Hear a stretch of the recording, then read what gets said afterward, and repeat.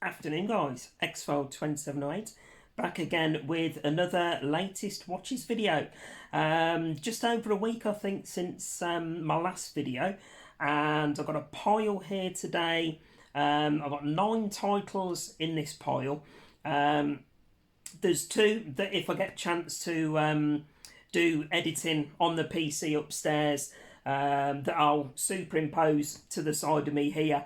They were ones that I watched off the Fire Stick. So if I get a chance before uploading this, then I'll edit the covers for those onto this video. So yeah, managed to get a decent chunk watched. Ghost Lou, obviously on his summer holidays at the minute. Him and his mum have been moving house recently.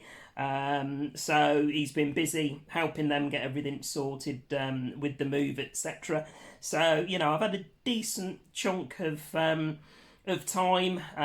to do various bits and bobs, catching up with my good friend James, and catching up with a few other people, and in between getting some movies watched. So without further ado, guys, let's share with you what I watched over the last week or so. So, first one. There we go. We have 2007's Grindhouse Robert Rodriguez Quentin Tarantino movie, Planet Terror. So I have seen this one before. This was one that was on my list to rewatch. James had mentioned it as part of his favourite top 10 non-horror movies, and I was kind of like, oh, I don't remember it being that good. So it was one of the first ones when I got a chance to rewatch, and yeah, I really enjoyed it. It didn't, obviously, James, it didn't go above Death Proof, in my opinion. That's a discussion that will remain for many years to come, I'm sure. But it did go up rating wise. Went up from a 3 on Letterboxd to a 3.5. So thoroughly enjoyed it. I love the whole grindhouse take that that Tarantino and Robert Rodriguez put onto this movie, and obviously Death Proof as well. I love the gore, the graphicness of it. The scene, I think we mentioned it on the latest From Horror to Hollywood episode, the scene where the kid's in the car and she gives him the gun and tells him to be careful, and you know what happens in the next scene. So absolutely quality Quentin Tarantino movie, this one. So yeah, that was my my first watch of the week, if you like. So 3.5 out of 5. So Planet Terror. Right, next one. Wow, this was a first time watch for me. A movie from 1999, and it stars my all-time favourite comedian in a serious role. And wow, this movie hit. There we go. If you've ever seen it before, I've never heard of it until I picked this up in a charity shop a few weeks ago. I had a quick look on IMDb, and it seemed to rate really well, so I thought, yes, stuff it, it was 50p. So I picked it up, and wow, this movie is dark, it's gritty. Like I say, it's got bloody Billy Connolly in, but he plays a really serious role. And I'm not exaggerating, guys. This movie made me feel really depressed at the end of it. I haven't seen, or I've not had a movie hit me like this one did. Probably going back as far as watching Threads when I first watched that many years ago. This movie, it's got rape, it's got beatings, it's got murder, but holy fuck, it is a hard watch. If you haven't seen it, honestly, guys, I highly recommend it.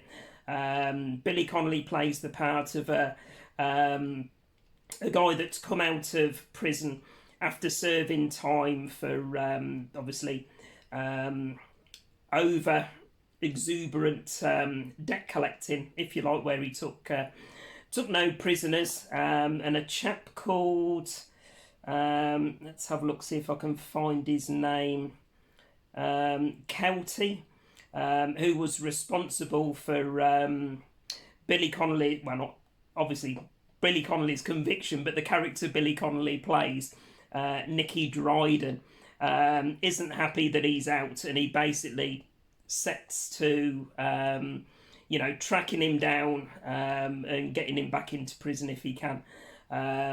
This movie is dark, it's gritty, and it's brutal. I rated it 3.5 out of 5. Maybe 6 months time, when I'm feeling up to watching it again, I might see it with a different set of eyes, and maybe even bring it up to a 4. But yeah, if you haven't seen it, guys, and you can stomach something like that I've just described, then by all means give it a go. But yeah, it's a tough watch, needless to say. So there we go, The Debt Collector. Next up, this was one that rated very highly in James's top 10 non-horror. Morgan Freeman and what's the chap's name? Tim Robbins. I'd never seen it before. It's one of these cult movies I've heard lots of people talk about over the years.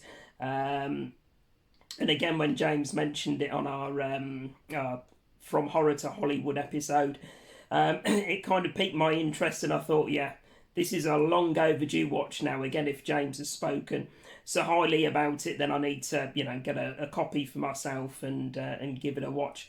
And wow, this one did not disappoint, guys. This is 1994. This movie was done, but yeah, it's absolutely brilliant. Yeah, Morgan Freeman plays Red. The guy's name is. Andy, who's played by Tim Robbins, arrives at Shawshank Prison, convicted of 2 brutal murders that he's receiving double life for. Absolutely brilliant, this one. It talks about, or tells the tale, if you like, of the relationship between Andy and Red. A great twist that I wasn't expecting, what happens to Andy at the end, and then how it all comes together as well, was absolutely brilliant. I rated this one a 4 out of 5, and kicking myself that it's not one that I'd seen sooner, but definitely one I'll keep in the collection. Probably upgrade it to Blu-ray at some point where I can. And it will definitely get rewatched again later down the line. So there we go, Shawshank Redemption. My God, it's wafting today. Bloody mid-20s here up in the northeast, and I'm absolutely sweltering. And being British, I've got a cup of tea. So let me just have a quick slurp. Right, next watch. There we go, Blues Brothers, the original from 1980. If you watched the From Horror to Hollywood episode where I talked about my top 10 non-horrors, you'll recall that this was my my number 1 comedy. Absolutely brilliant. Dan Aykroyd, John Belushi, Carrie Fisher's in it.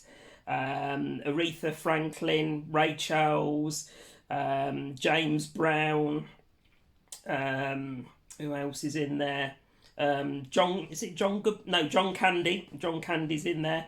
Absolutely stellar cast, brilliant soundtrack, brilliant humour. My favourite scene being where they first, or where John Belushi, I should say, first comes out of prison, and him and Dan Aykroyd go to visit the Penguin.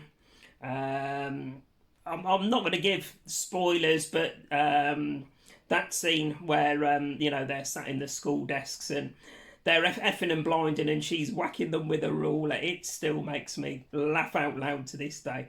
Absolutely brilliant. and all of the songs in it as well give me goosebumps every time they come on. So absolutely brilliant. If by any slim chance you've been stuck under a rock for the last, what, 40 years, is it?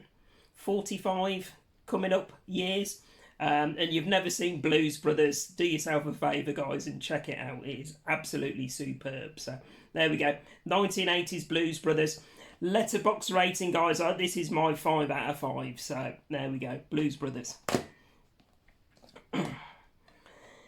Next up, this was a pick from Ghostly, movie that I've seen several times before. But he was stopping over. We had a movie night, got some munchies in, and he decided we were going to watch American Psycho with Christian Bale. So this is a movie from 2000. Absolutely brilliant movie. Not as good as the book by Bret Easton Ellis, but the movie itself is absolutely superb. The book is brutal to fuck. So obviously, you know, there's no way they could have got away with being as graphic, if you like, in the movie, as opposed to the detail that they do in the book. You know, that's a whole another level. But yeah, Christian Bale plays an absolutely superb part in this. Ghost Lou hadn't seen it all the way through. Typical teenager, he'd seen bits of it on TikTok and wanted to watch it through, and he thoroughly enjoyed it. So yeah, I told him stay clear of American Psycho 2. That's a bag of nails, that one. But yeah, we thoroughly enjoyed this one, and like I say, this was a rewatch for me. And a letterbox rating of 4 out of 5. So there we go, American Psycho. Next up, this was one from 2019, a second time watch for me, with doing the Quentin Tarantino special on our latest video with me and James. I wanted to rewatch 2019's Once Upon a Time in Hollywood.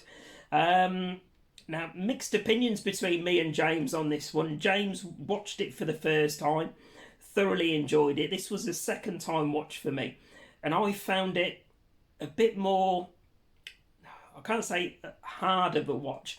It was a bit too slow going for me. I mean, this was a movie, I can't remember exactly how long it runs, but being a Tarantino movie, it's probably about 2.5 hours, something like that.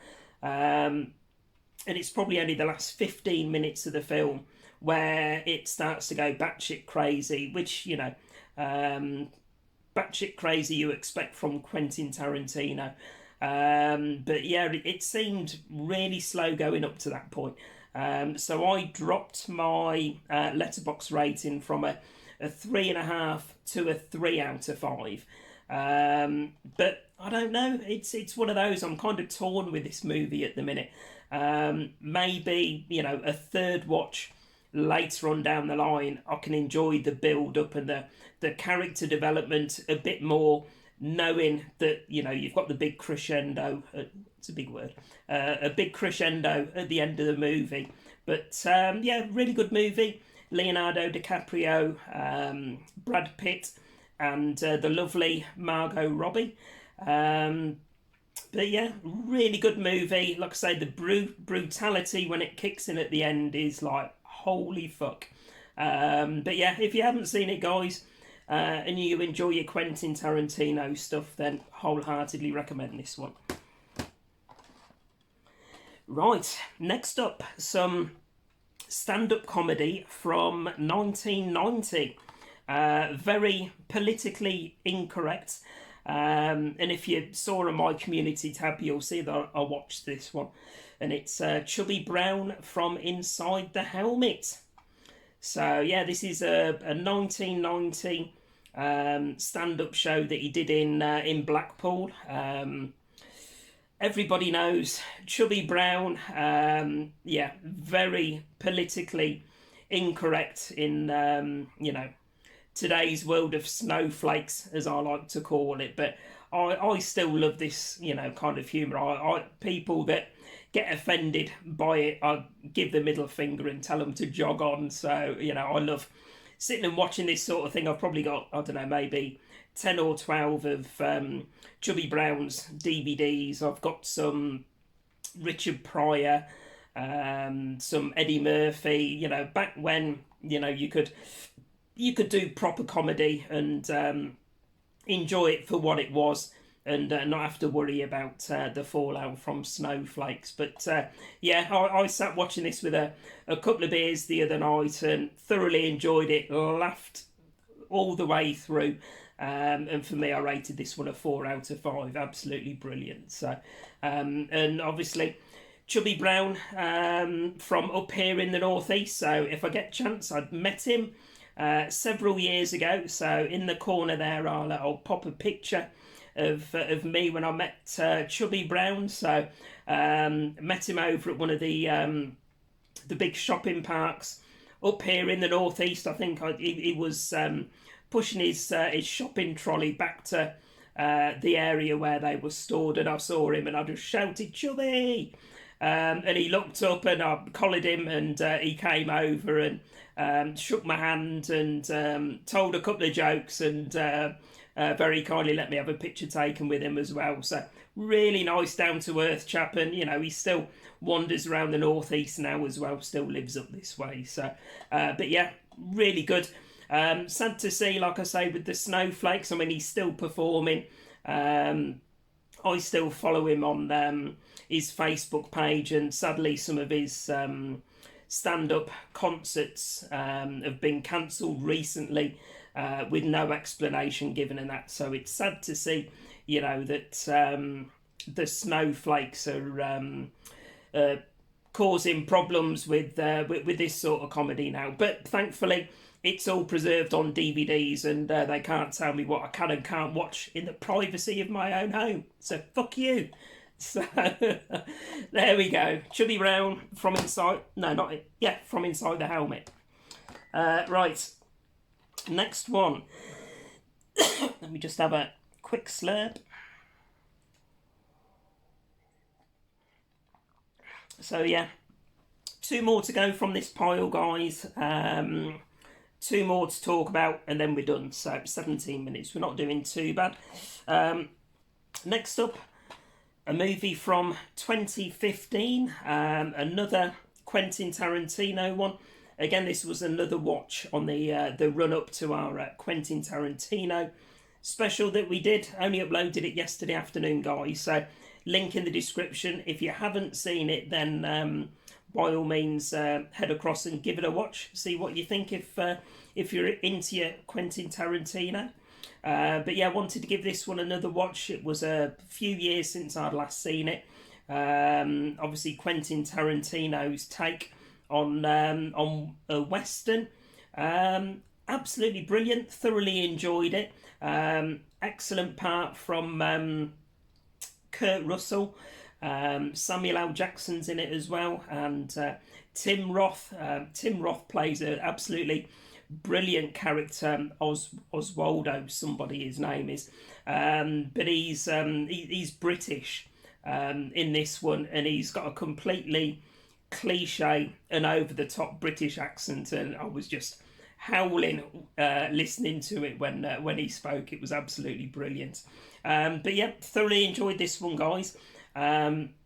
Rating wise, I gave this a 4 out of 5. So again, nearly 3 hours this one. So if you can sit and watch that length of movie, and you enjoy Quentin Tarantino, you like your or loosely like your westerns. I won't say I'm a fan of westerns at all. I don't think I've got any proper old school westerns in my collection, but I thoroughly enjoyed Quentin Tarantino's take on it. So another recommendation if you haven't seen it before. So Hateful Eight. Next up, from, where are we, 2015 again, we have The Landlord. And this is also known as 13 Cameras. Really creepy, what would you say, horror thriller probably. This guy here, as you can tell from the title, he's a landlord, and basically he before he lets the property, he installs loads of hidden cameras into the property, and basically he's watching the couple and their relationship throughout. I won't give any spoilers if you haven't seen it before, but he's basically, sat however many streets away, watching what they're up to. He goes into their house when they're at work and befriends the dog. And one scene, obviously, when he's watching the wife as she is in the shower, and you can tell he's getting turned on by it and all of that sort of thing. And like I say, when they're out at work, he sneaks into the house, starts befriending the dog, goes into the bathroom and uses her toothbrush and wipes it over his tongue and all of that sort of thing. And it's gross and it's creepy, but it's a brilliant film. If you haven't seen it, not one I've spoken about a few times before. Seems to be one that not a lot of people know about. So this, like I say, is known as 13 Cameras, and there's also been 2 sequels, needless to say, 14 Cameras and 15 Cameras. Both really good, but for now I've only got 13 Cameras on physical media, and the other 2 sequels at the moment I've got on the Fire Stick, as and when I'm ready to watch them. But yeah, really enjoyed this one. Seen it a few times before, and letterbox rating wise, 3.5 out of 5. Right, the last 2 before I let you tootle off for the day. These will be superimposed into the corner. Ones that I watched on the Fire Stick, as I haven't got on physical media currently. First one, guys, was another stand-up, and it was my all-time favourite comedian, Billy Connolly. And the one that I watched was an audience with Billy Connolly from 1985. Classic, old school Billy Connolly, back in the day where, they did these audience with, so they used to have, a star-studded audience. So 1985, in the audience you had some of the England footballers of the time. You had Julie Walters, you had, what was his name, Michael Aspel, Michael Parkinson was there. The chap, Robbie Coltrane, he was in the audience. So, and absolutely, Wincy Willis of all people was there. If anyone's as old as me and they remember the Weather Girl, Wincy Willis, she was in the crowd. But Billy Connolly, for me, absolutely timeless comedian from his early stand-up in the 80s all the way through to his newer stuff into the 2000s. It's awful to see him how he is today, with I can't remember what is it, Parkinson's he's got or something. But yeah, really sad to see how that affects him now. But it's absolutely brilliant to go back and watch his stand-up stuff. So yeah, 1985's an audience with Billy Connolly. Letterbox rating wise, I gave that one a 4 out of 5. So if you love Billy Connolly, or you just love really funny stand-up where it's stuff that he tells his life experiences, but does it really well and in a really funny way, then honestly you can't go wrong with Billy Connolly. So check that one out, guys. And the last one, this was a recommendation from a good friend, James, off the back of the Quentin Tarantino special we've just done. We were talking partway through that of From Dusk Till Dawn. Obviously George Clooney and Quentin Tarantino.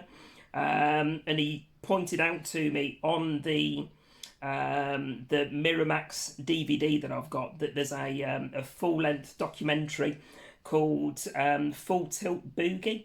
So that was a documentary done in 1998 and that was it's like a behind the scenes of From Dusk Till Dawn. So it follows all of the characters. It interviews some of the people. It talks to George Clooney on set. You see Tarantino talking to people.